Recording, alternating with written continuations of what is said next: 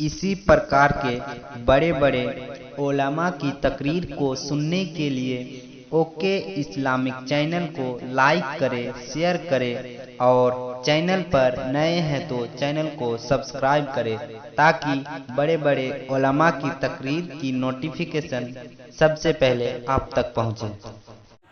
तब अल्लाह ने मुहम्मद रसूलुल्लाह सल्लल्लाहु अलैहि वसल्लम को इस दुनिया में मबऊस फरमाया। आपने जुए को खत्म किया, जुए की सारी शक्लों को खत्म किया।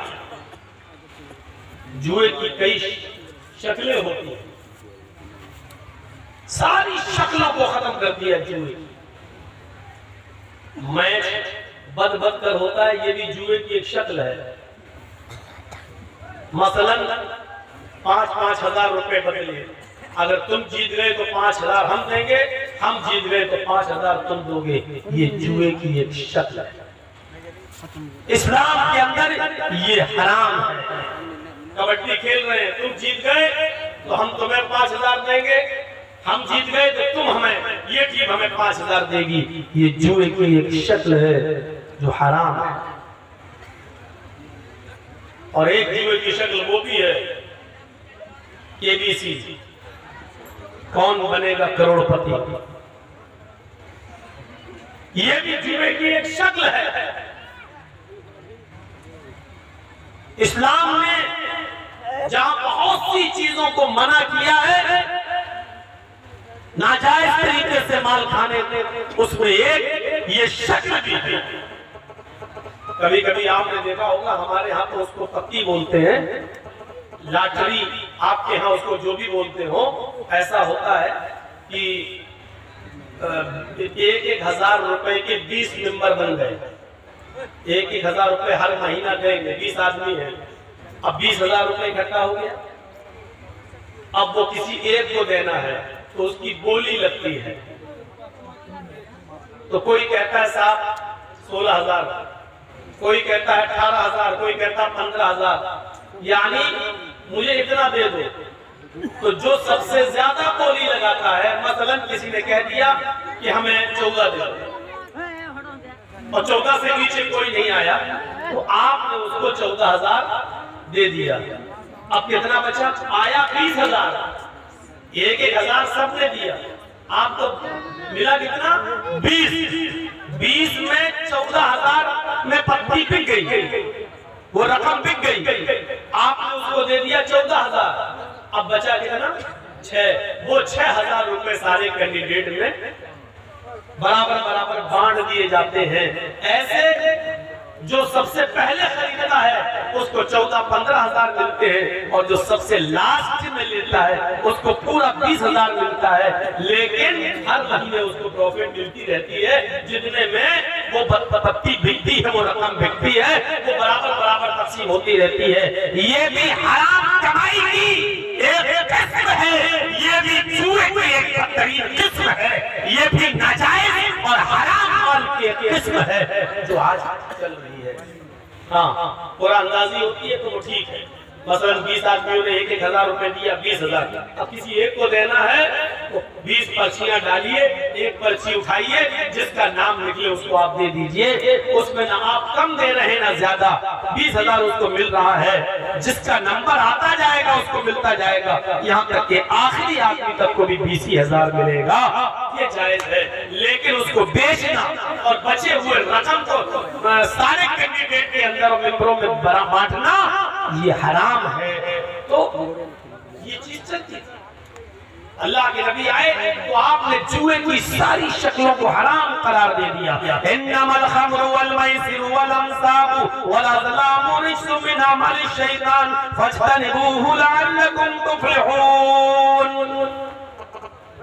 सारी जुए की शक्ल को हराम करार दे दिया।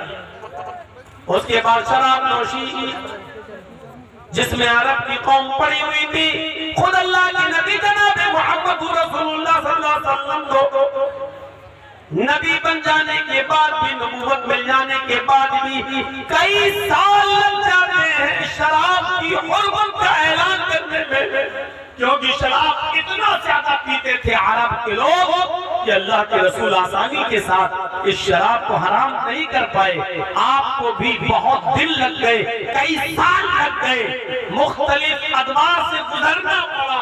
تب جانے کے بعد لاسٹ میں جب حد سے زیادہ لوگ آگے بڑھ گئے اور شراب پی پی کر قرآن کی آیتیں غلط پڑھنے لگے, شراب پی پی کر نماز پڑھنے جانے لگے اور نشے کی حالت میں نماز پڑھنے لگے, یہاں تک کہ نماز کی حالت میں نشہ آنے لگا اور قرآن کی آیتیں غلط پڑھی جانے لگی. تب جا کر شراب کی حرمت کا اعلان ہوتا ہے. ایک صحابی نے دعوت کی, حضرت علی کی, ابو عبیدہ ابن الجراح کی, عبد الرحمن ابن عوف کی, مختلف صحابہ کی جب دعوت کی تو کھانا کھایا اور کھانا کھانے کے بعد شراب کا دور چلا اس انصاری نوجوان کے ہاں. جب شراب کا دور چلا تو شراب پینے کے بعد نشہ آ گیا. شام کا کھانا جلدی کھا لیا, شراب پینے کے بعد نشہ آ گیا اور نشہ آتے ہی نماز کا وقت ہو گیا مغرب کا. اذان کی آواز آنے لگی. اس انصاری نوجوان نے اپنے ہی گھر میں چادر بچھا دی اور کہا اب تم نماز پڑھنے مسجد میں کیا جاؤ گے, ہم لوگوں نے شراب پی ہے, چلیے یہی نماز پڑھ لیتے ہیں. وہی نماز پڑھی جانے لگی.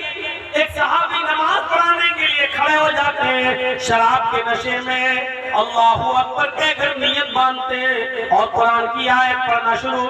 الحمدللہ رب العالمین الرحمن الرحیم مالک یوم الدین ایاک نعبد و ایاک نستعین غیر المغضوب علیہم ولا الضالین. یہاں تک گاڑی صحیح چلتی ہے.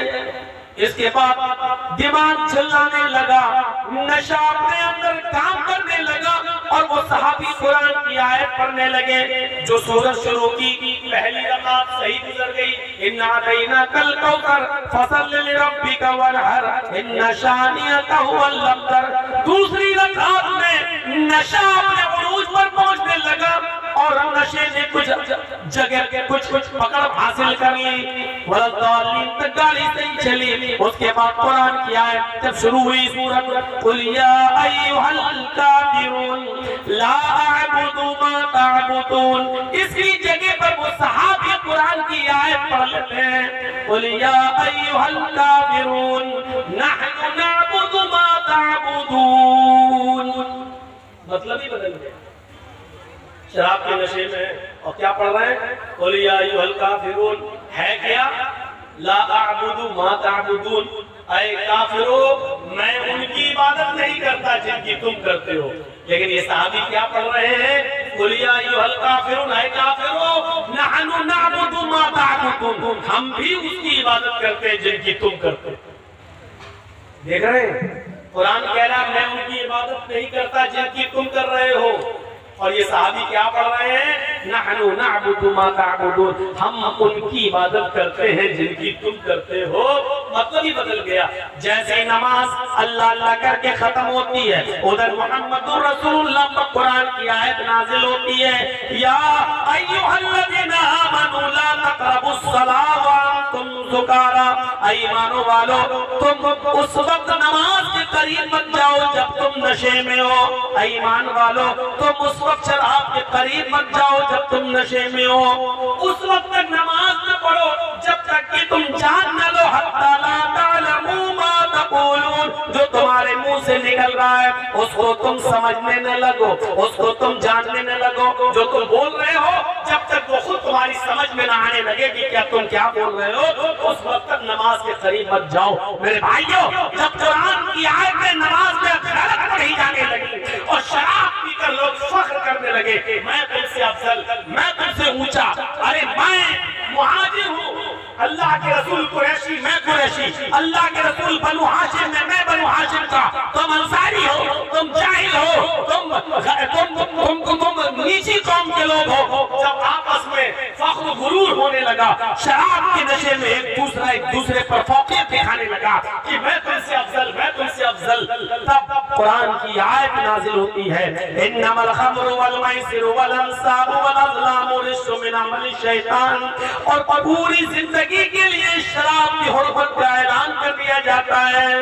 اب گوارا نہیں ہے کیونکہ جس چیز کو مٹانے کے لیے، جس جہالت کو ختم کرنے کے لیے اللہ کے نبی اس دنیا میں آئے، وہی چیز چلنے لگی ہے۔ اسلام میں اونچا نیچا کوئی چیز نہیں ہے، اسلام میں تیرا میرا کوئی چیز نہیں ہے، اسلام میں امیری اور غریبی کوئی حیثیت نہیں رکھتی ہے، اسلام میں سب برابر ہیں۔ تم شراب پی کر ایک دوسرے پر فخر کرتے ہو کہ میں تم سے افضل ہوں، میں تم سے اچھا ہوں، میری قوم تم سے، تمہاری قوم سے اچھی قوم ہے، میری قوم سب سے افضل قوم ہے، یہ کہنے لگے ہو۔ اسلام میں اس چیز کی اور جاہلیت کی اس بدبو کی کوئی ضرورت نہیں ہے۔ اسلام ان تمام خرافاتوں سے پاک ہے، اسلام ان تمام برائی سے پاک اور صاف مذہب ہے۔ اسلام یہ کہتا ہے کہ تم سب برابر ہو، کلکم من آدم و آدم من تراب، تم سب مٹی اور آدم کی اولاد ہو، اور آدم مٹی سے پیدا ہوئے تھے، تم سب مٹی کی ہو، آدم کی اولاد ہو، تم میں کوئی بڑا نہیں ہے، کوئی چھوٹا نہیں ہے۔ لا فضل لعرب علی عجمی، تم میں سے کسی عرب کے رہنے والے کو عجم کے رہنے والے پر کوئی فوقیت نہیں ہے، کسی عجم کے رہنے والے کو غیر عرب پر کوئی فوقیت نہیں ہے، کسی عرب کے رہنے والے کو غیر عرب پر کوئی فوقیت نہیں ہے۔ نہ کوئی گورا کالے سے اچھا ہے، نہ کوئی کالا کسی گورے سے افضل ہے۔ اسلام میں سب برابر ہیں۔ اسلام کے اندر اگر کوئی چیز بنیاد اور حیثیت رکھتی ہے تو وہ ہے اللہ بالتقوی، تقوی کی بنیاد پر آپ ایک دوسرے سے بڑے ہو سکتے ہو، ورنہ